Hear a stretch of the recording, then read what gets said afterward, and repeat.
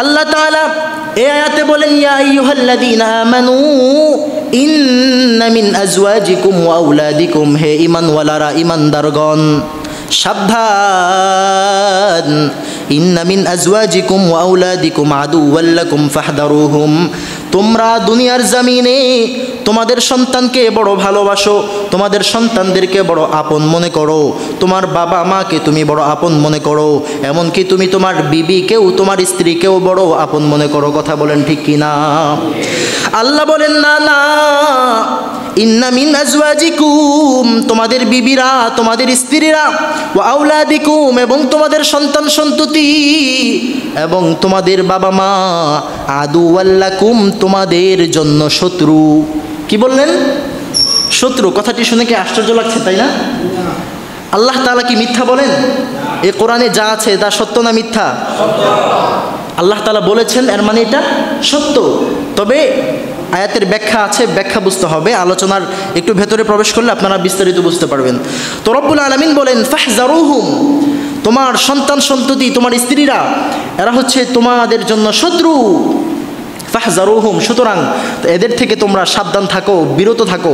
বিরত থাকো বলতে ফাহজারুহুম, নিজেকে একটু সংযত করে রাখো, একটু সাবধানে চলাফেরা করো।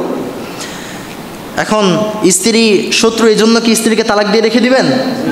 না, তার সাথেই আপনাকে চলতে হবে, বাঁকা হাত দিয়ে তৈরি, তার সাথেই মানিয়ে নিতে হবে, চলাফেরা করতে হবে। দেখেন আল্লাহ তাআলা কত চমৎকার করে বলে দিয়েছেন, ওয়া ইন তাফু, তোমরা তাদেরকে ক্ষমা করো, উপেক্ষা করো, ওয়া ইন তাফু ওয়া তাসফাহু ওয়া তাগফিরু, তাদেরকে মার্জনা করো, উপেক্ষা করো, ক্ষমা করো। ফাইন্নাল্লাহা গফুরুর রহিম, কারণ ক্ষমা তো রব্বুল আলামিনের একটা গুণ। রব্বুল আলামিনও ক্ষমা করে দেয়, তিনি দয়ালু। তোমরাও নারীদের ওপর কি করো? দয়া করো। এরপর আল্লাহ তাআলা বলেন, ইন্নামা আমওয়ালুকুম ওয়া আওলাদুকুম ফিতনা। রব্বুল আলামিন সূরাতুত তাগাবুনের 15 নম্বর আয়াত খুব ভালো করে খেয়াল করবেন। সূরার নামটা কি? সূরাতুত তাগাবুন। সূরার নাম কি? তাগাবুন। কি নাম? তাগাবুন শব্দের অর্থ হলো বড় ধোকা, ধোকা, ধোকা। এই তাগাবুন সূরার 15 নম্বর আয়াতে আল্লাহ বলেন, ইন্নামা আমওয়ালুকুম ওয়া আওলাদুকুম ফিতনা, দুনিয়ার জমিনে আমি আল্লাহ তোমাদেরকে সম্পদ দেই, দুনিয়ার জমিনে সন্তান সন্ততি দেই, দুনিয়ার জমিনে তোমাকে বিবিও দেই, আর সব কিছুই দেই আমি আল্লাহ ফিতনা। ফিতনা শব্দের অর্থ হলো পরীক্ষামূলক। কি মূলক? অর্থাৎ বান্দা, বোঝা যায় দুনিয়ার জমিনটা আমার আপনার জন্য একটা পরীক্ষার হল। এই দুনিয়ার জমিনে আমি আসলাম, আপনি আসলাম পরীক্ষা দেওয়ার জন্য। কি দেওয়ার জন্য? তবে এই পরীক্ষা দেওয়ার জন্য এসে, অল্প সময়ের জন্য এসে যদি আমি এই দুনিয়ার মায়ায় পড়ে যাই, আমি যদি আমার সম্পদের মায়ায় পড়ে যাই, আমি যদি আমার রবের চেয়েও আমার সন্তানকে বেশি পাইরুটি দেয়া দেই, আমি যদি আমার বিবিকে আমার নবীর চেয়েও বেশি পাইরুটি দেয়া দেই, তবে বুঝতে হবে এটা আমার বোকামি। আর অধিকাংশ মানুষ এই বোকামি করার কারণেই রব্বুল আলামিনের ভাষ্য অনুযায়ী এই বোকামির কারণে তারা দুনিয়ায় ধোকা খেয়ে যায়। আর এই জন্যই একটা সূরা এই তাগাবুন বা ধোকা নামে নামকরণ করা হয়েছে, যেই সূরার নাম হলো সূরাতুত তাগাবুন। আল্লাহ তাআলা পবিত্র কোরআনুল কারীমের 28 নম্বর পারার সূরাতুত তাগাবুন, এই সূরার 14 নম্বর আয়াতে কারিমায় ঘোষণা করে বান্দাদেরকে জানায়া দেয়। আল্লাহ তাআলা ইমানদার বান্দাদেরকে ডাকে, ইয়া আইয়ুহাল্লাযীনা আমানু, হে ঈমানওয়ালারা। কোরআনুল কারীমের অসংখ্য আয়াত এমন রয়েছে যে আয়াতে আল্লাহ ইমানদারদেরকে ডাকে নাই। আল্লাহ বলেছেন, ইয়া আইয়ুহান নাস, হে দুনিয়ার মানুষ সকল, হে দুনিয়ার মানুষেরা শুনে নাও। ইত্তাকু রাব্বাকুম, আল্লাহ তাআলা বললেন, হে দুনিয়ার মানুষ, তোমরা তোমাদের প্রতিপালককে, প্রভুকে বড় ভয় করো। কেমন ভয়? বলে ভয় করার মতো ভয়। ইন্না জালজালাতাস সাআতি শাইউন আযীম। কেন ভয় করবা? কারণ দুনিয়ার জমিনে যদি তুমি তোমার রবকে ভয় না করো, কিয়ামতের ময়দানের পরিবেশটা হবে বড় ভয়ঙ্কর, বড় কঠিন। জালজালা তখন শুরু হয়ে যাবে, তখন তুমি তোমার মালিককে ভয় পেলেও কোনো কাজে আসবে না। ঠিক কিনা বলেন? মোহতারাম হাজিরিন, এই আয়াতে কারিমায় আল্লাহ কিন্তু বলেন না ইয়া আইয়ুহান নাস, হে দুনিয়ার মানুষ। না না, আল্লাহ এটা বলেন নাই, বরং রব্বুল আলামিন বলেছেন ইয়া আইয়ুহাল্লাযীনা আমানু। দেখেন, আমি আপনাদেরকে বারবার বলি যে খুতবা চলাকালীন কেউ নামাজে দাঁড়াবেন না। যদি দাঁড়ান আমার আলোচনা করতে সমস্যা হয়, কারণ একজন মানুষ নামাজ পড়ে, আমি কিভাবে আলোচনা করি? আলোচনা বড় না নামাজ বড়? নামাজ বড়। তাহলে আমি চুপ থাকি, যদি আপনারা নামাজ পড়েন আমি আলোচনা বন্ধ করে চুপ থাকবো। এটা খেয়াল রাখবেন আপনারা। কেউ যদি নামাজ পড়ে তাহলে আলোচনা করা যায় না, কেউ কথা বললেও আলোচনা করা যায় না, এটা খেয়াল রাখবেন। কারণ জুমার এই 4 রাকাত সুন্নত কবলাল জুমা যেটাকে বলা হয়, আজানের পর সাথে সাথে আপনারা পড়ে ফেলবেন, না পারলে অপেক্ষা করবেন, যখন সময় দেওয়া হবে তখন পড়ে নেবেন ইনশাআল্লাহ। রব্বুল আলামিন আমাদের সবাইকে বুঝার তৌফিক দান করুক। আল্লাহ তাআলা এই আয়াতে বলেন ইয়া আইয়ুহাল্লাযীনা আমানু ইন্না মিন আজওয়াজিকুম ওয়া আওলাদিকুম, হে ঈমানওয়ালারা, ঈমানদারগণ, সাবধান। ইন্না মিন আজওয়াজিকুম ওয়া আওলাদিকুম আদুওয়াল লাকুম ফাহদারুহুম, তোমরা দুনিয়ার জমিনে তোমাদের সন্তানকে বড় ভালোবাসো, তোমাদের সন্তানদেরকে বড় আপন মনে করো, তোমার বাবা মাকে তুমি বড় আপন মনে করো, এমনকি তুমি তোমার বিবিকেও, তোমার স্ত্রীকেও বড় আপন মনে করো। কথা বলেন ঠিক কিনা? আল্লাহ বলেন না না, ইন্না মিন আজওয়াজিকুম, তোমাদের বিবিরা, তোমাদের স্ত্রীরা, ওয়া আওলাদিকুম, এবং তোমাদের সন্তান সন্ততি, এবং তোমাদের বাবা মা, আদুওয়াল লাকুম, তোমাদের জন্য শত্রু। কি বললেন? শত্রু। কথাটি শুনে কি আশ্চর্য লাগছে, তাই না? আল্লাহ তাআলা কি মিথ্যা বলেন? এই কোরআনে যা আছে তা সত্য না মিথ্যা? আল্লাহ তাআলা বলেছেন, এর মানে এটা সত্য। তবে আয়াতের ব্যাখ্যা আছে, ব্যাখ্যা বুঝতে হবে। আলোচনার একটু ভেতরে প্রবেশ করলে আপনারা বিস্তারিত বুঝতে পারবেন। তো রব্বুল আলামিন বলেন ফাহজারুহুম, তোমার সন্তান সন্ততি, তোমার স্ত্রীরা, এরা হচ্ছে তোমাদের জন্য শত্রু। ফাহজারুহুম, সুতরাং এদের থেকে তোমরা সাবধান থাকো, বিরত থাকো বলতে ফাহজারুহুম, নিজেকে একটু সংযত করে রাখো, একটু সাবধানে চলাফেরা করো। এখন স্ত্রী শত্রু, এই জন্য কি স্ত্রীকে তালাক দিয়ে রেখে দিবেন? না, তার সাথেই আপনাকে চলতে হবে, বাঁকা হাত দিয়ে তৈরি, তার সাথেই মানিয়ে নিতে হবে, চলাফেরা করতে হবে। দেখেন আল্লাহ তাআলা কত চমৎকার করে বলে দিয়েছেন, ওয়া ইন তাফু, তোমরা তাদেরকে ক্ষমা করো, উপেক্ষা করো, ওয়া ইন তাফু ওয়া তাসফাহু ওয়া তাগফিরু, তাদেরকে মার্জনা করো, উপেক্ষা করো, ক্ষমা করো। ফাইন্নাল্লাহা গফুরুর রহিম, কারণ ক্ষমা তো রব্বুল আলামিনের একটা গুণ। রব্বুল আলামিনও ক্ষমা করে দেয়, তিনি দয়ালু। তোমরাও নারীদের ওপর কি করো? দয়া করো। এরপর আল্লাহ তাআলা বলেন ইন্নামা আমওয়ালুকুম ওয়া আওলাদুকুম ফিতনাহ।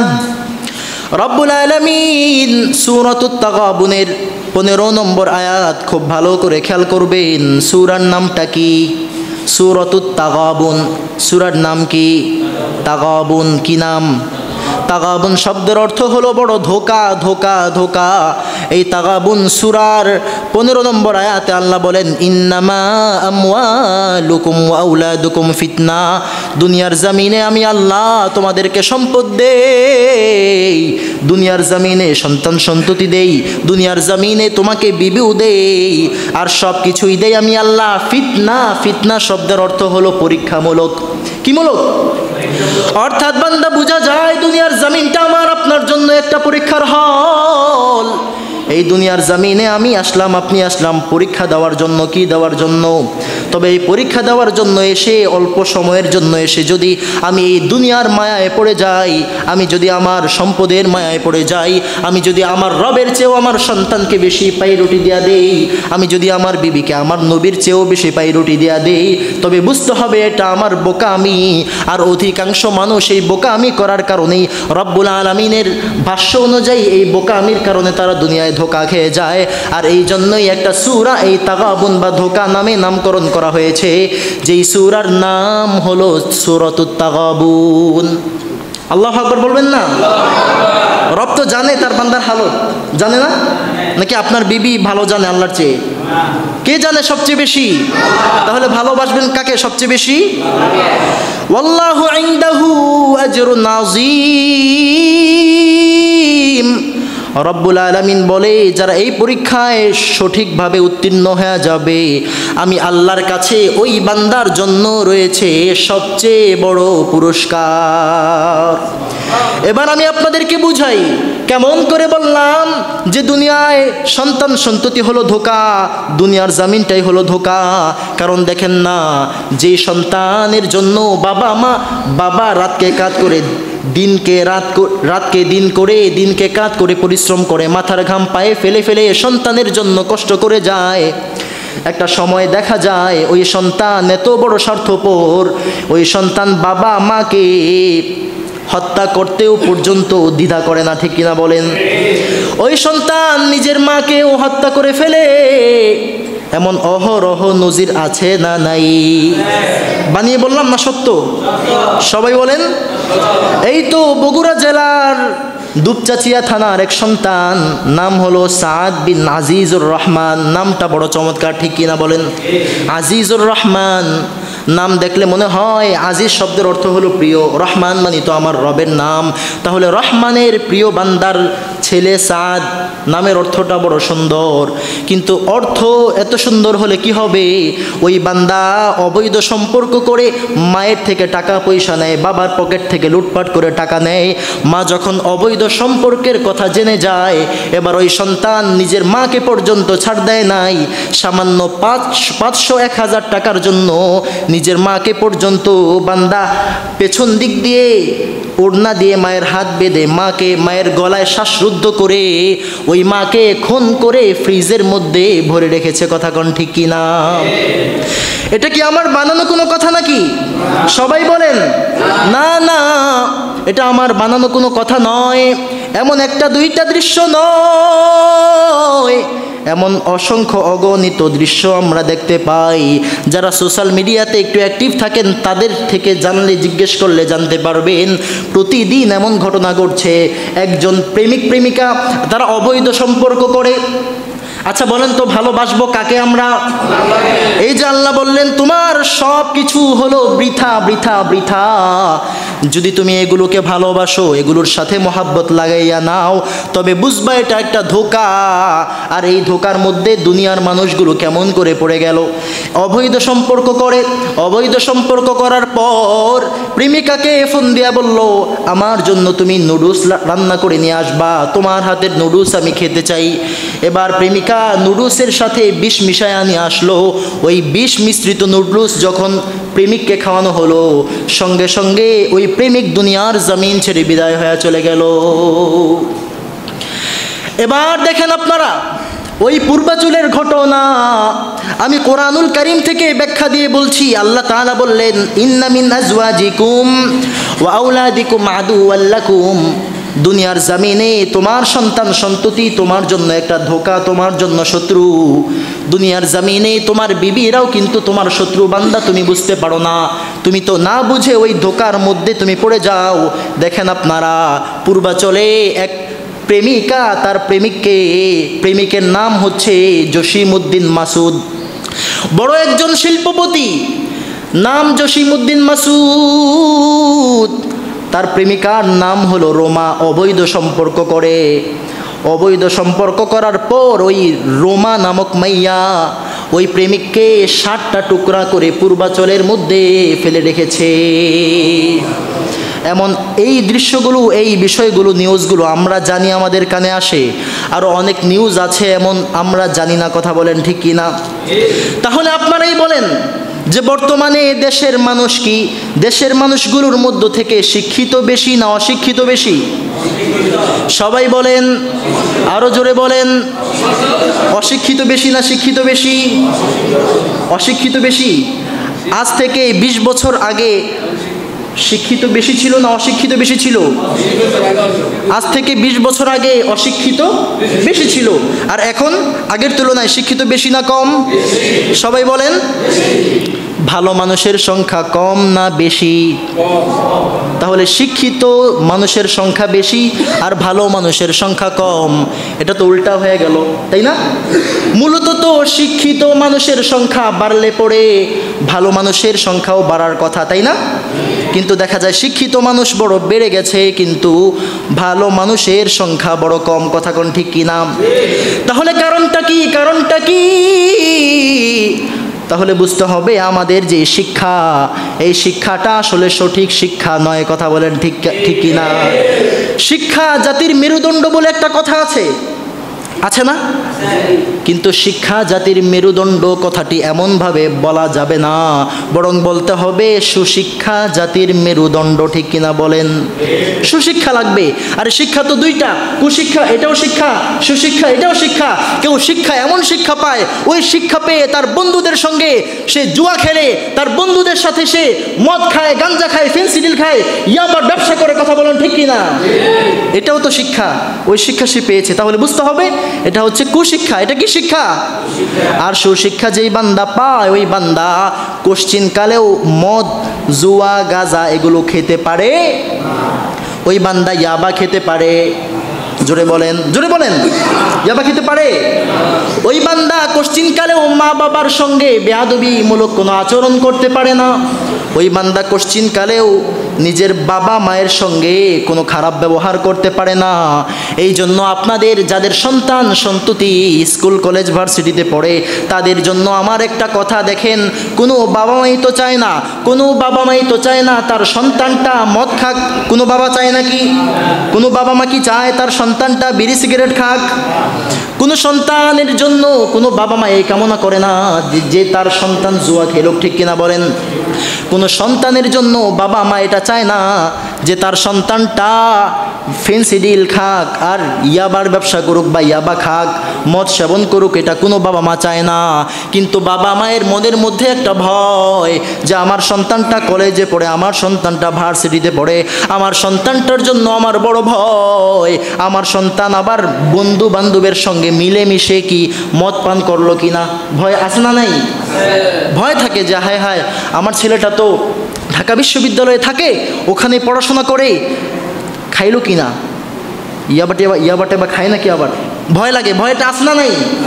কিন্তু সন্তান, দেখেন সন্তান কিন্তু তখন বাবার পরিপূর্ণ হাতে থাকে না, অধীনস্থ থাকে না, থাকে কিন্তু পরিপূর্ণ না। কারণ একটা সন্তান যখন স্কুলের মধ্যে পড়ে তখন তার বাবা মায়ের সাথে তার কানেক্টেড থাকে পুরোপুরি। বাবা মা খোঁজ লাগায় সন্তান স্কুলে পড়ে আর প্রাইভেট পড়ে, বাদ বাকি সময়টা তাদের কাছেই থাকে, চোখের সামনে থাকে। এবার সন্তান যখন স্কুল লাইফ শেষ করে কলেজে যায়, এবার বাবার হাত থেকে সন্তান একটু দূরে সরে যায়। ঠিক কিনা? কারণ স্কুলে যখন ছিল তখন পরিপূর্ণ বাবার আয়ত্তে ছিল, এবার কলেজে যাওয়ার পর বাবার হাতের নাগাল থেকে একটু দূরে চলে গেছে। এবার সন্তানের জন্য সন্তান কলেজ শেষ করে যখন বিশ্ববিদ্যালয়ে চলে গেল, ইউনিভার্সিটিতে চলে যায়, এবার সন্তান বাবার থেকে মোটামুটি অনেকটাই দূরে চলে যায়। ঠিক কিনা বলেন? এবার সন্তান যখন দূরে চলে যায়, সন্তান ইউনিভার্সিটির জন্য দূরে চলে যাওয়ার পর ওই সন্তানের সাথে বাবার কানেক্টেড ওই রকম হয় না। সপ্তাহে 2-1 দিন হয়তো যোগাযোগ হয়। কয়দিন? বা প্রতিদিন যোগাযোগ হলেও হতে পারে, খুব কম যোগাযোগ হয়, ঠিক না? এবার দেখেন ওই বাবা কি তার সন্তানকে জিজ্ঞেস করতে পারবে যে বাবা তুমি কি আজকে মদ খাইছো? এটা কি স্বাভাবিকভাবে কোনো বাবা তার সন্তানকে এভাবে জিজ্ঞেস করা যায়? বা বাবা তুমি কি আজকে ইয়াবা টিয়াবা খাইছো, ফেন্সিডিল খাইছো? এটা কি সন্তানকে বাবা জিজ্ঞেস করতে পারবে? লজ্জার একটা বিষয়। তাহলে আমি আপনাদেরকে একটা টেকনিক শেখাই দিব আজকে ইনশাআল্লাহ। কোরআনুল কারীমের একটা প্রেসক্রিপশন আজকে আপনাদেরকে দিয়ে দিব। এটাকে যদি কাজে লাগান ইনশাআল্লাহ আপনি বুঝতে পারবেন যে অবশ্যই অবশ্যই আপনার সন্তান কলেজে পড়ুক আর ভার্সিটিতে পড়ুক, আপনার সন্তান গাঁজা, এরপর মদ, ফেন্সিডিল, ইয়াবা এবং এই নেশা জাতীয় দ্রব্যের সাথে আপনার সন্তান কখনো নাই এবং জুয়াও খেলে না। এই প্রেসক্রিপশন জানার দরকার আছে না নাই? আরো জোরে আওয়াজ করে বলতে হবে মুসলমান, আছে না নাই? আপনার সন্তানটাকে আপনি বড় ভালোবাসেন, বড় আদর করেন, বড় মহাব্বত করেন, আমি জানি। তবে বিষয় হলো আপনার সন্তানটাকে কলেজে দেওয়ার আগে, আপনার সন্তানটাকে ভার্সিটিতে দেওয়ার আগে, আপনার সন্তানটাকে স্কুলে পড়ানোর আগে এই কোরআনুল কারীমের ইলমটা আপনার সন্তানকে আপনি দেন মানে হলো কোরআনের শিক্ষাটা আপনি আপনার সন্তানকে দেন। আপনার সন্তান জানে যাতে করে কোরআনুল কারীমটা সহিহ করে শুদ্ধ করে পড়তে পারে, এই বিষয়টার প্রতি আপনি একটু নজর দেন।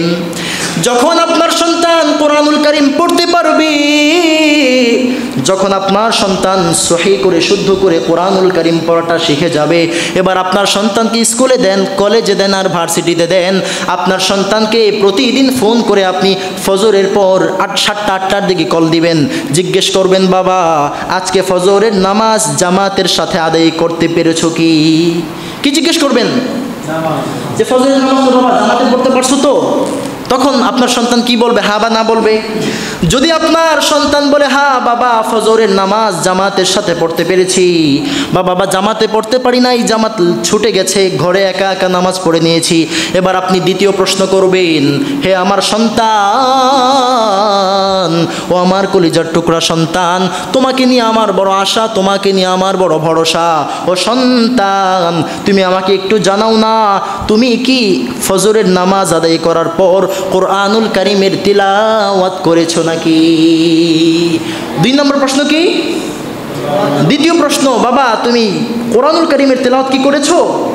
এবার যদি আপনার সন্তান বলে হ্যাঁ বাবা আলহামদুলিল্লাহ ফজরের নামাজ জামাতে পড়তে পেরেছি বা একা একা পড়েছি, এরপরে আমি কোরআনুল কারীম থেকে একটু তিলাওয়াত করেছি, তখন আপনি বুঝে নেবেন আল্লাহর কসম আপনার ওই কোরআনওয়ালা সন্তান কোশ্চিনকালেও এই মাদক দ্রব্যের সাথে জড়িত থাকতে পারে না। ঠিক কিনা বলেন?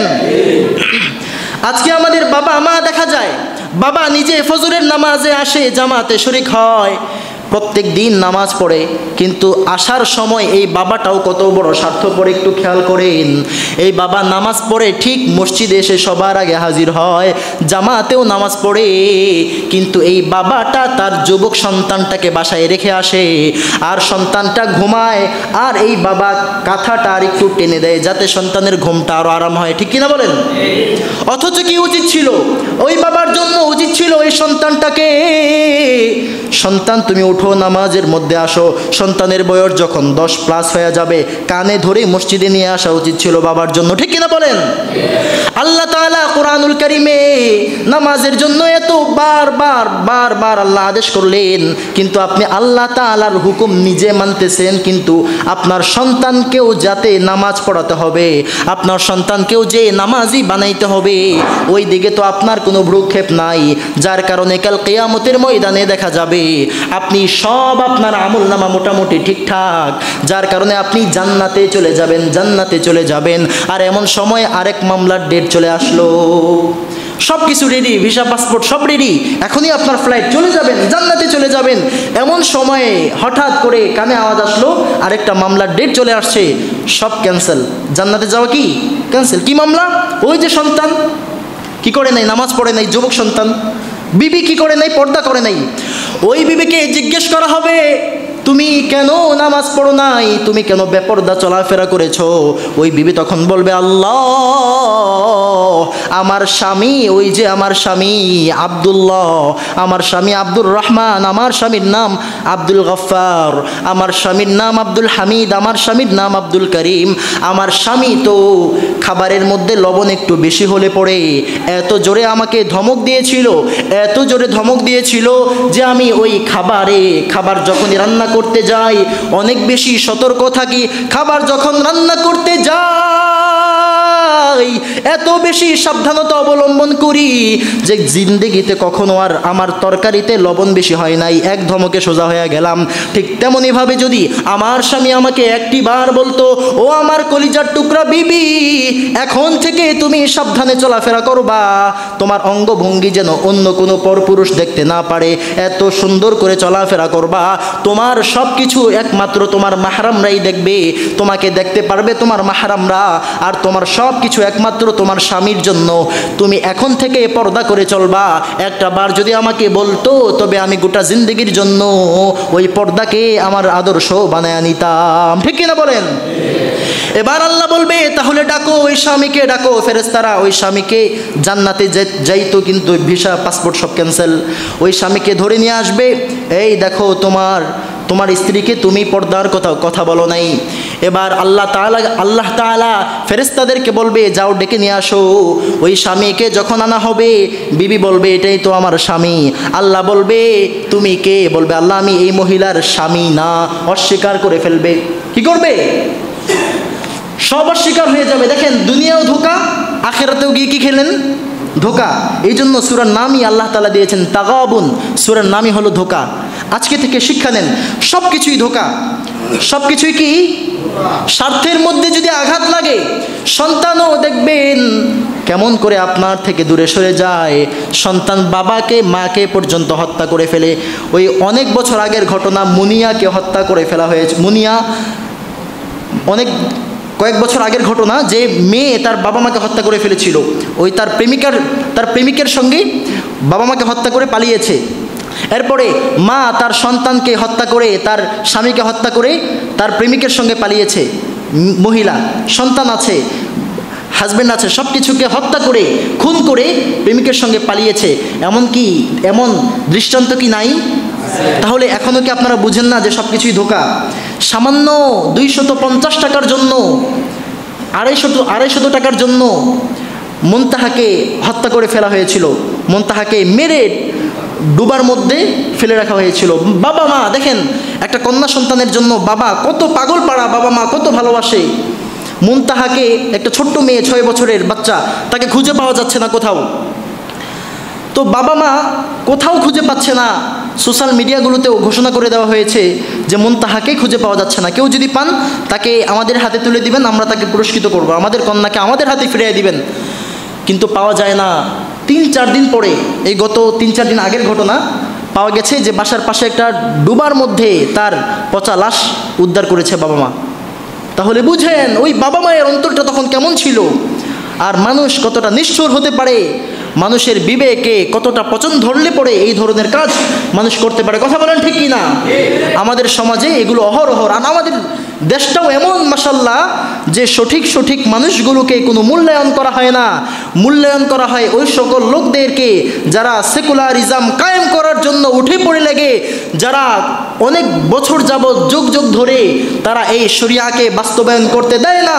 তারা কোরআনুল কারীমের বিধানকে সমাজের মধ্যে কায়েম হতে দেয় না। কথা বলেন ঠিক কি না? এগুলো বললে হুজুরা যখন এই বিষয়গুলো আলোচনা করে তখন তাদেরকে স্লিপ দেওয়া হয়। মাহফুজুর রহমান জাবের সাহেব, কুয়াকাটা হুজুরের ছোট ভাই, তো উনি বয়ান করছিল এদিকেই বিবাড়িয়ার এদিকে খুব সম্ভবত। তো বয়ান করছে, আলোচনার মাঝখানে চিঠি নিয়ে দিয়েছে, স্লিপ দিয়েছে যে হুজুর রাজনৈতিক আলোচনা করা যাবে না। কি আলোচনা করা যাবে না? উনি কোরআন থেকে এটা বলছে যে এই সমাজের মধ্যে ইসলামকে কায়েম করতে হবে, এই সমাজে কোরআনুল কারীমের বিধানকে চালু রাখতে হবে, তাহলেই তো সমাজটা সুন্দর হবে। কথা বলেন ঠিক কিনা? আচ্ছা, আমাদের সমাজে এমন মানুষ অনেক আছে দেখবেন যারা বলে কোরআন দিয়ে নামাজ পড়বো, কোরআন দিয়ে হজ করব, কোরআন দিয়ে আমি যাকাত দিব, কোরআন দিয়ে আমি সব কিছু করবো, মাগার একটা কাজ আমি করব না, সেটা হচ্ছে কোরআন দিয়ে সমাজ প্রতিষ্ঠা করতে পারবো না, কোরআন দিয়ে রাষ্ট্র চালাতে পারবো না। জোরে পড়েন নাউজুবিল্লাহ। এরে নবীর উম্মতের দল যারা বলে কোরআন দিয়ে হজ করব, কোরআন দিয়ে রোজা রাখবো, কোরআন দিয়ে নামাজ পড়বো, কোরআন দিয়ে আমি সব করতে রাজি, তবে এই কোরআন দিয়া আমি ইসলাম কায়েম করতে রাজি না, এই কোরআনের বিধান সমাজে চালু হোক এটাতে আমি রাজি না, এই কোরআন দিয়ে রাষ্ট্র পরিচালনা করা হোক এটাতে আমি রাজি না। বুঝতে হবে তাদের মুখে এক, অন্তরে আরেক, এর নাম মুনাফিক। কথা বলেন ঠিক কিনা? কারণটা কি? সঠিক বান্দা, ভালো মানুষ তো অবশ্যই চাইবে যে কোরআনের আইন সমাজে বাস্তবায়ন হোক। কথা বলেন ঠিক কিনা? যেই বান্দা চায় না, বুঝতে হবে এটা একটা চোর। কথা বলেন ঠিক কিনা? যেই বান্দা চাইবে না কোরআনুল কারীম অনুযায়ী গোটা রাষ্ট্র পরিচালনা করা হোক, বুঝতে হবে ওই বান্দা বড় একটা ডাকাত, ডাকাতের চেয়েও নিকৃষ্ট। কথা কি ভুল বললাম? কোরআনুল কারীম যখন চালু হবে তখনই তো দেশটা সোনার দেশ হয়ে যাবে। কোরআনুল কারীমের বিধান যখন চালু হবে তখনই তো দেশের মানুষগুলো শান্তি ফিরে পাবে, তখনই তো সোনালী যুগ ফিরে আসবে। কথা বলেন ঠিক কিনা? আজকে মূল্যায়ন করা হয় ওই সকল সেকুলারদেরকে মুস্তফা সরওয়ার ফারুকি এমন পচা মস্তিষ্কের মানুষদেরকে, যাদের আগাগোড়া আপনারা ইতিহাস পড়লে বা তাদের ব্যাকগ্রাউন্ড সম্পর্কে যাচাই বাছাই করলে দেখতে পারবেন, এই সকল মানুষগুলো যারা আলেম বিরোধী, আলেমদেরকে বিরোধিতা করে, কোরআন বিরোধী, হাদিস বিরোধী, এই সকল মানুষদেরকে উপদেষ্টাতে নিয়োগ দেওয়া হয়। কথা বলেন ঠিক কি না? আজকে আমার দেশ স্বাধীন হয়েছে আমরা মুখে বলি, আসলে স্বাধীন হয় নাই। যেমনভাবে 47-এর স্বাধীনতা টিকতে পারে নাই, যেমনভাবে 71-এর স্বাধীনতা পেয়েও মানুষ সেই স্বাধীনতাকে উপভোগ করতে পারে নাই, ঠিক তেমনইভাবে আজও যদি উপদেষ্টা যারা নিয়ন্ত্রণ করছে, যারা উপদেষ্টা নিয়োগ দিচ্ছে, বা যারা রাষ্ট্রের সর্বোচ্চ পর্যায়ে আছে, তারা যদি এখন স্বর্ণ চিনতে ভুল করে কোষ্ঠী পাথর দিয়ে যদি যাচাই বাছাই না করে, আল্লাহর কসম করে বলি 24-এর স্বাধীনতাও টিকবে না। কথা বলেন ঠিক কি না? তখনও মানুষ আবার আফসোস করবে যে স্বাধীনতা পেয়েছি, এটা কেমন স্বাধীনতা? এক স্বৈরাচার গেল, নতুন করে আরেক স্বৈরাচার আমাদের মাথার ওপর চেপে বসলো। ঠিক কিনা বলেন? এটাই হচ্ছে আমাদের সমাজের মধ্যে। না হয় মুস্তফা সরওয়ার ফারুকি, সে কেমন করে সাংস্কৃতিক বিষয়ক মন্ত্রণালয়ের উপদেষ্টা তাকে বানানো হয়েছে। আশ্চর্য লাগে আমার কাছে, তার মধ্যে কি আছে? তার গিলু বলতে কিছু নাই। যে মানুষটা আলেমদেরকে বলে তেতুল হুজুর, কি হুজুর? তেতুল হুজুর বলে আলেমদেরকে, আলেম বিরোধী। এখন জিজ্ঞেস করা হলে বলা হয় যে তাকে তো বানানো হয়েছে, এর কারণ হচ্ছে সে তো যখন ওই সমন্বয়করা যখন আন্দোলন করেছিল তখন সে একটা স্ট্যাটাস দিয়েছিল ফেসবুকে। আশ্চর্য, স্ট্যাটাস তো আপনারাও দিয়েছেন, দেন নাই আপনার স্ট্যাটাস? আমরাও দিয়েছি। তো এই জন্য তাকে উপদেষ্টা বানাইতে হবে? রাষ্ট্রের এত গুরুত্বপূর্ণ একটা পদে তাকে বসাইতে হবে? দ্বিতীয় কারণ কি তাকে উপদেষ্টা বানানোর? দ্বিতীয় কারণ হচ্ছে তার অনেক ফ্যান ফলোয়ার আছে, সে একটু ভাইরাল মানুষ, এই জন্য। তাহলে আমি বলবো তাসলিমা নাসরিনেরও তো কিছু ভক্ত বাংলাদেশে আছে না নাই? তাহলে তাসলিমা নাসরিনকে এনে আপনারা বানাই দেন উপদেষ্টা। ওই কি একটা মণি যেন, পরিমণি নাম, এটারও তো ফ্যান ফলোয়ার আছে না? বেশ্যা, এই মেয়েটারও তো অনেক ফ্যান ফলোয়ার আছে, তাহলে এটারে বানান না কেন আপনার উপদেষ্টা? হায় হায়, আমাদের লজ্জা বলতে কিছু নাই। যে স্বাধীনতা আমরা পেয়েছি, যে রক্ত দেখেন 2013 সালে যখন ছাত্ররা রক্ত দিল, ওলামায়ে কেরাম রক্ত দিয়েছে, তখন এই নিঝুম মজুমদার সহ মুস্তফা সরওয়ার ফারুকি এরা স্ট্যাটাস দেয় যে আমাদের ঢাকা শহরটা এখন ময়লা মুক্ত হয়েছে, আবর্জনা মুক্ত হয়েছে। জোরে পড়েন নাউজুবিল্লাহ। এর মানে সে কি বোঝাতে চাইলো? এর দ্বারা সে এটা বোঝাতে চেয়েছে যে ওলামায়ে কেরাম এটা ময়লা আবর্জনা, ওলামায়ে কেরামদেরকে, আলেমদেরকে সে ময়লা এবং আবর্জনার সাথে সাদৃশ্য করেছে। নাউজুবিল্লাহ পড়বেন না? আজকে ওলামায়ে কেরামদের সাথে সে এইরূপ আচরণ করতে পারে, তাহলে যদি আজকে নবী থাকতো, নবীর সঙ্গেও সে এরূপ আচরণ করতো। কথা বলেন ঠিক কিনা? কারণ ইন্নামা ইয়াখশাল্লাহা মিন ইবাদিহিল উলামা, আর হাদিসের মধ্যে আছে ওলামায়ে কেরাম হলো নবীদের ওয়ারিস। ওলামায়ে কেরাম নবীদের ওয়ারিস। ওলামায়ে কেরাম হচ্ছে দুনিয়ায় মানুষ যখন বিদায় হয়ে চলে যায় তখন তার সন্তানরা তার প্রতিনিধিত্ব করে, আর নবী নাই, নবীদের এই প্রতিনিধিত্ব করছেন ওলামায়ে কেরাম। আল্লাহু আকবার। আর ওই ওলামায়ে কেরামদেরকে যারা ময়লা বলে, যারা আল্লামা বাবু নগরীকে নিয়ে মিথ্যাচার করে, যারা আল্লামা আহমদ শফি সাহেবকে তেতুল হুজুর বলতে পারে, তারা আর যাই হোক কোশ্চিনকালেও এই দেশের মানুষের জন্য শান্তি কামনা করতে পারে না। কথা বলেন ঠিক কিনা? বুঝতে হবে তারা ওই পূর্বের স্বৈরাচারীকে ফিরিয়ে আনার জন্য একটা নীল নকশা তৈরি করতে চায়। কথা বলেন ঠিক কিনা? এজন্য মুসলমান আমাদেরকে সাবধান হতে হবে। আজকে তো আমরা স্বাধীনভাবে এই কথাগুলো এখনো পর্যন্ত অনেকগুলো মঞ্চে বলা যায় না। আমি তো মনে করি এই যে এক একটা মঞ্চ, জুমার মঞ্চ, এই মঞ্চ বাংলাদেশে 2 লক্ষ মসজিদ যদি আমরা ধরি, 2 লক্ষ মসজিদ আছে, 2 লক্ষ মসজিদের মধ্যে মিনিমাম কয়েক কোটি মানুষ নামাজ আদায় করে। ঠিক কিনা বলেন? তো প্রত্যেকটা মঞ্চকে মিডিয়া, এটা এক একটা মিডিয়া। এখান থেকে যদি প্রত্যেকটা খতিব সাহেবগণ সোচ্চার হয়ে যায়, তারা যদি শুধু 12 চাঁদের ফজিলত নিয়ে বসে না থাকে, সমসাময়িক বিষয়গুলো নিয়ে যদি তারা সিংহের মতো গর্জন দেয়, কোরআন ও হাদিসের কথাগুলোকে যদি বলিষ্ঠ কণ্ঠে তারা বলতে পারে, ওয়াল্লাহি বিল্লাহি তাল্লাহি, আল্লাহর কসম করে বলি, এই দেশের মধ্যে ইসলাম কায়েম হতে আর বেশি দেরি লাগবে, আর বেশি সময় লাগবে না। এই দেশের মধ্যে ইসলাম কারণে ওনাকে কমিটি নাকি বাধা দিয়েছে। বাধা দেওয়ার পর কমিটি বাধা দেয়, অনেক বড় বড় আলোচক যাদেরকে পাওয়ার জন্য হাজার হাজার মানুষ অপেক্ষা করে তাদের মাহফিলের ডেট নেওয়ার জন্য, ওনাদেরকে পর্যন্ত এই বিষয়গুলো নিয়ে মুখ খুললে ওনাদেরকে আলোচনা করতে দেওয়া হয় না। এটা আমাদের জন্য, এই জাতির জন্য সবচেয়ে বড় দুর্ভাগ্যের বিষয়, দুঃখের বিষয়। বিশেষ করে এই গত পরশু দিনের বিষয়, মাহফুজুর রহমান জাবের সাহেব, আমাদের একজন শ্রদ্ধেয় আমার বড় ভাই, কুয়াকাটা হুজুরের মাদ্রাসায় গিয়েছি, ভাইয়ের সাথে দেখা হয়েছে অসংখ্যবার। তো এই ওনাকে কোরআন হাদিস থেকে আলোচনা করছে, এই আলোচনাই তো আল্লাহ তাআলা কি দেখেন, খেলাফত কায়েমের কথা কি কোরআনে নাই? খালি নামাজ, রোজা, হজ, যাকাত সব কিছুর কথা আছে, জিকিরের কথা আছে, বাবা মাকে খেদমত করার কথা আছে, কবরের কথা আছে, হাসরের কথা আছে, জান্নাত জাহান্নামের কথা আছে, কিন্তু খেলাফত কায়েম করার কথা নাই, শরিয়া প্রতিষ্ঠা করার কথা নাই, কোরআনের আইন সমাজে বাস্তবায়নের কথা কি নাই? সুলাইমান আলাইহিস সালাতু ওয়াস সালাম এবং রানী বিলকিসের কথা কি কোরআনে নাই? ওমর রাদিয়াল্লাহু তাআলা আনহু, উনি তো রাষ্ট্র চালিয়েছেন। আরে আপনারা তো সামান্য ৪৭,০০০ বর্গ মাইলের একটা দেশ চালান, আর ওমর রাদিয়াল্লাহু তাআলা আনহু গোটা পৃথিবীর অর্ধেক শাসন করেছেন। জোরে পড়ুন সুবহানাল্লাহ। আর আমাদেরকে রাজনীতি শিখান আপনারা যে রাজনীতি করেন এটা হচ্ছে নোংরা রাজনীতি। সঠিক রাজনীতি কোরআনের রাজনীতি। কথা বলেন ঠিক কিনা? সঠিক রাজনীতি হচ্ছে আমার রাসূলের রাজনীতি, সঠিক রাজনীতি হচ্ছে সাহাবায়ে কেরামের রাজনীতি। কথা বলেন ঠিক কিনা? এই পার্লামেন্ট, এখন কি পার্লামেন্ট আপনারা দেখেন, কোরআনুল কারিমের যে পার্লামেন্ট, দারুন নাদওয়া বা মসজিদে নববী, এই মসজিদে নববী হচ্ছে পৃথিবীর সবচেয়ে শ্রেষ্ঠ সংসদ ভবন বা পৃথিবীর সবচেয়ে শ্রেষ্ঠ এবং আদর্শবান সঠিক একটা পার্লামেন্ট। কথা বলেন ঠিক কিনা?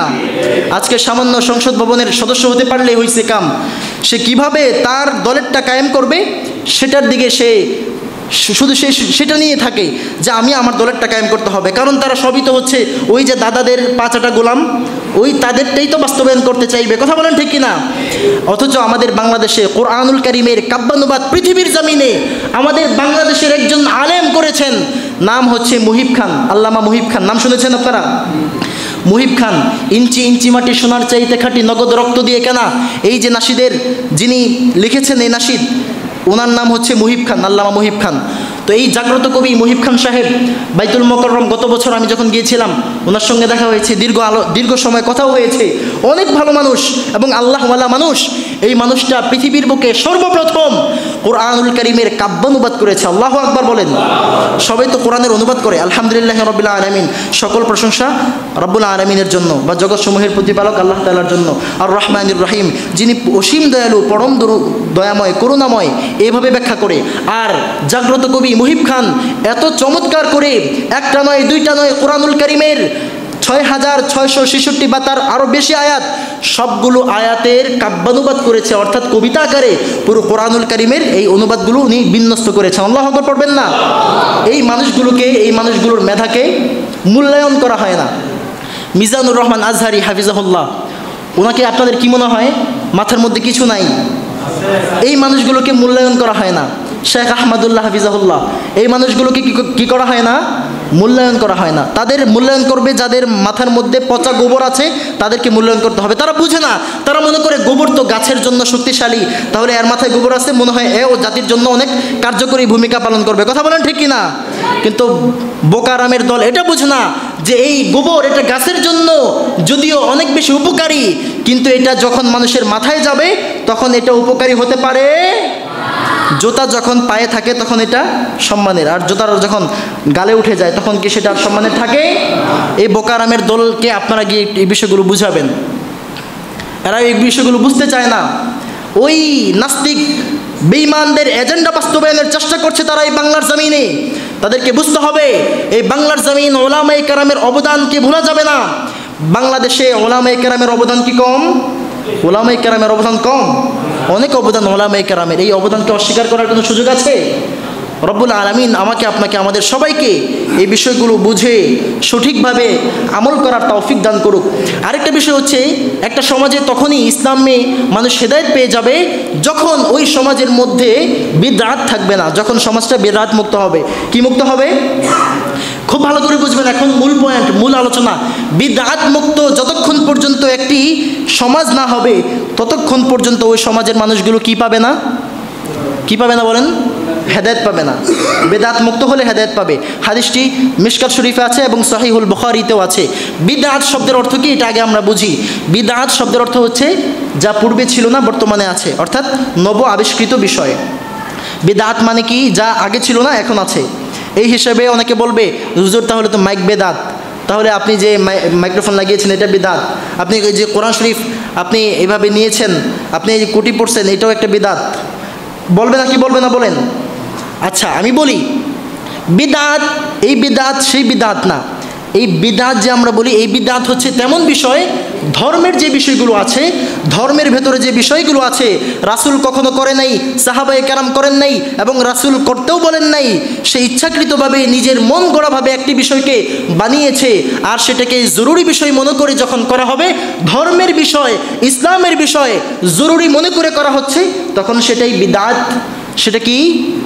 অনেক ওলামায়ে কেরাম বিদআতকে দুই ভাগে বিভক্ত করে, বিদআতে হাসানি, বিদআতে সাইয়্যা। তো বিদআতে হাসানি ওনারা বলে যে ধর্ম ছাড়া যে বিষয়গুলো আছে, যেমন আমি এখন এসি ছাড়লাম, এটাও একটা বিদআত।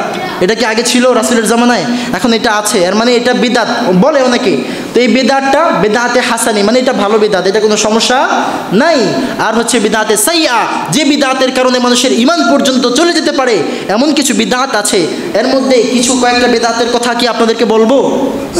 সবাই বলেন বলবো? বললে কষ্ট পাবেন? কষ্ট পাবেন না? তাহলে বলি, হ্যাঁ। এক নম্বর যে বিদআত আমি যেটা দেখছি সেটা হচ্ছে মুসাফা করার পর হাত অনেকে বুকে লাগায়। এটা আছে না নাই? মুসাফা করার পর হাত কি করে? আমি তো অনেক সময় দেখি, দেখার পরেও বলতে পারি না। এখন আজকে আর সবাইকে বলে দিচ্ছি, মুসাহাফা করার পরে আপনারা যে হাত বুকে লাগান, এটা রাসূল করেন নাই, রাসূলের কোনো সাহাবায়ে কেরাম করেন নাই। সুতরাং এটাকে সুন্নাহ মনে করে যদি কেউ করে তবে বিদআত। কথা খুব ভালো করে বুঝবেন, এখানে রেকর্ডও হচ্ছে।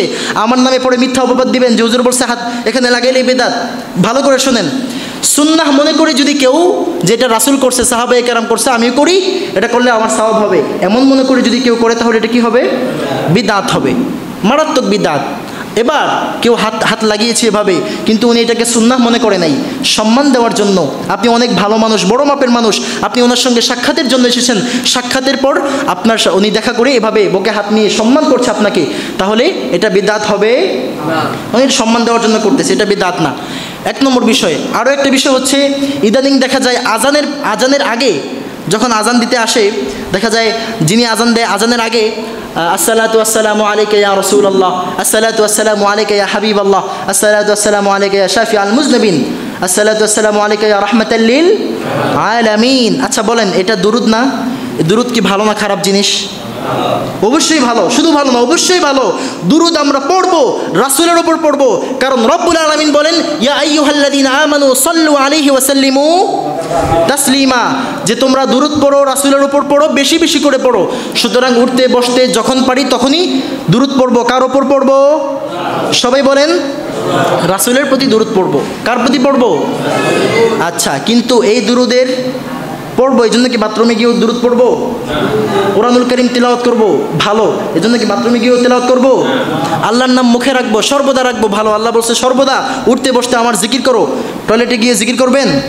ঠিক তেমনিভাবে আজানের আগে রাসূল কখনো সাহাবায়ে কেরামদেরকে বলেন নাই যে আমার প্রতি আজানের আগে দুরুদ পাঠ করো, সাহাবায়ে কেরামও করেন নাই। এটার শরীয়তে একদমই ভিত্তিহীন যে আজানের আগে এটা মাইক দিয়ে বলতে হবে কেন? আপনি পড়েন, এমনি পড়েন, মাইকে গিয়ে সুন্দর করে আল্লাহু আকবার, আল্লাহু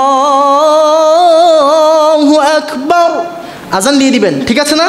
নাকি আজানের আগে গিয়া আসসালাতু ওয়াসসালামু আলাইকা ইয়া রাসূলুল্লাহ বলবেন? এগুলো খুব খেয়াল রাখবেন। এখন তো দেখা যায় ভণ্ড যে কত প্রকার জিকির করে, লা ইলাহা ইল্লাল্লাহ, আল্লাহ আল্লাহ জিকির করে। এই জিকিরের মধ্যে কয় মুর্শিদ আমার হুজুরের শাহ কি মহিমা জানে, গলায় দড়ি লাগাইয়া ধীরে ধীরে টানে। জোরে পড়েন না নাউজুবিল্লাহ। কয় মুর্শিদ আমার হুজুরের শাহ কি মহিমা জানে, গলায় দড়ি লাগাইয়া ধীরে ধীরে টানে। হিমতে হিমতে হিমতে হিমতে হিমতে হিমতে, এটা আবার কি জিকির? আস্তাগফিরুল্লাহ, নাউজুবিল্লাহ পড়েন না আপনারা। এই ধরনের ভণ্ড আমাদের সমাজে আছে না নাই? এরা কি হুজুর না ভণ্ড? আরো জোরে বলেন, যারা হিমতে হিমতে জিকির করে, যারা বলে মুর্শিদ আমার হুজুরের শাহ কি মহিমা জানে, গলায় দড়ি লাগাইয়া ধীরে ধীরে টানে, এরা হুজুর না ভণ্ড? আগে ছিল একটা, ছিল যে বলতেছে যে ওই পানি গড়গড়াইয়া পড়তেছে, বাবা আমায় ডাকতেছে, আয় রে মানিক আমার বুকে আয়, নাউজুবিল্লাহ। এগুলা নাকি জিকির? আস্তাগফিরুল্লাহ পড়েন না আপনারা। আল্লাহ তাআলা আমাদেরকে হেফাজত করুক। আপনারা হাসছেন, আমার মাঝে মাঝে খুব কষ্ট লাগে যে আমাদের সরল সোজা, আমাদের সাদাসিধা মুসলমানদেরকে তারা এই দুর্বলতার সুযোগ পেয়ে তারা আমাদের এই মুসলমান ভাইদের ভেতরে এত অপসংস্কৃতি ঢুকিয়ে দিচ্ছে। খুবই কষ্ট লাগে আমার যে না জানে এই মানুষগুলো হেদায়েত ছাড়া হয়ে যায়। এই যে বেদাতগুলো তারা চালু করে দিচ্ছে। আচ্ছা, জিকির করবে আল্লাহর নামে, এখানে হিমতে হিমতে আসবে কোত্থেকে? জিকির করবে লা ইলাহা ইল্লাল্লাহ, এখানে মুর্শিদের কথা আসবে কোত্থেকে? আচ্ছা, আমি যদি জিকির করি, এখন আমার একজন পীর আমার খুব মহাব্বতের, আমি জিকিরে গিয়ে এখন পীরের নাম নিব, মুর্শিদ মুর্শিদ মুর্শিদ মুর্শিদ জব্ব? হ্যাঁ, দেখেন এই যে সব ধোকা আমি বলতেছি। দুনিয়ার জমিনে দেখবেন এই পীরগুলো আপনাকে বলবে তুই আয় আয় আমার কাছে আয়, খালি প্রতি বছরে একটা গরু দিবি, খাসি দিবি বা একটা মহিষ দিবি, আর তোর জান্নাতের টিকিট আমি দিয়ে দিব, আখেরাতে আর কোনো খোঁজখবর লাগবে না। তো ওই মুরিদও কী করে মাশাল্লাহ সুন্দরভাবে মুরিদ হয়ে যাওয়ার পর এবার সে একদম নিশ্চিন্তে আরামে সে খালি বছরে একটা গরু দিবে, একটা খাসি দিবে বা একটা মহিষ দিয়ে দিবে, আর সারা বছর আরামসে সে কাটাবে, কারণ তার তো টিকিট দিয়ে দিছে পীরে। কাল কিয়ামতের ময়দানে ওই পীরের কাছে যখন সে যাবে তখন ওই পীর বলবে মান আনতা মান হুয়া, কে তুমি, কে, তোমাকে তো আমি চিনি না, এই কথা বলবে ওই পীর। তখন পল্টি নিবে আপনার সাথে। এই জন্য আল্লাহ তাআলা, আপনি তো জানেন না, বুঝেন না, এই বোঝানোর জন্য রাসূলকে দিয়ে সূরাতুত তাগাবুন, এই ধোঁকা, এই সূরাটি আল্লাহ তাআলা নাজিল করে দিয়েছে। বিষয়গুলো কি বুঝতে পেরেছেন? রব্বুল আলামিন আমাদেরকে আরও ভালো করে বুঝে আমাদের জিন্দেগিতে প্রত্যেকটা জিনিস ফিট করার তৌফিক দান করুন। সকলে পড়ি আমিন। আরও জোরে পড়েন আমিন। রব্বুল আলামিন আমাদেরকে কবুল করুক। ওয়া আখিরু দাওয়ানা